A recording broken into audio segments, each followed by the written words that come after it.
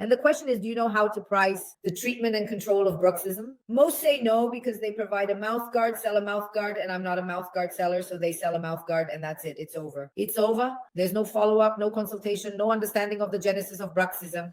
So everything remains very loose. But I know that's how we were taught. You were taught this way, and so was I. But I'm here precisely so we can change together. This story. So what does a dentist usually do due to a lack of knowledge about differential diagnosis? They provide a mouth guard, do what's necessary for the teeth, and give a mouth guard. But as I told you, there are different types of bruxism, varying intensities, risks, cardiovascular diseases involved, and sleep apnea. And the flat mouth guard, the stabilizing guard, is not recommended for patients with sleep apnea because it can push the jaw further back. So we will have a sequence of dental treatment along with bruxism treatment, which I will explain. The 4 stages of bruxism treatment during the Advanced Dentistry Week. Join me for next week. Now, in terms of teeth, I made her differential diagnosis and will treat her bruxism. I will do environmental adjustment, mock-up, ceramic restorations, and then a mouth guard. Whether she has sleep apnea or not, what type of mouth guard, I want to ask you. So bruxism is a sleep-related movement disorder.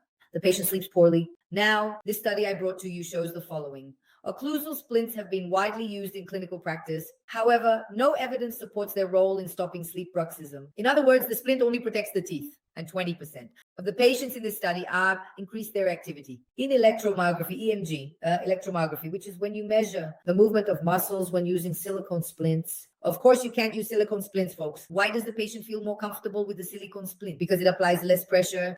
And what happens when the patient feels pressure on the teeth from the bruxism splint? It recruits the periodontal ligament. If the splint is too tight, the patient will really feel discomfort due to the theory of proprioception. So the ideal splint needs to be tailored for the patient. No, don't make an Amazon type splint for every patient. Though the same for all, because if you only sell splints, they will compare you to Amazon. And any splint will be expensive. Compared to Amazon, which charges 15, 16, 30 reais on the free market. Bruxism splints, folks, they exist. Box with a pair. So look how interesting. It's crazy what we are experiencing.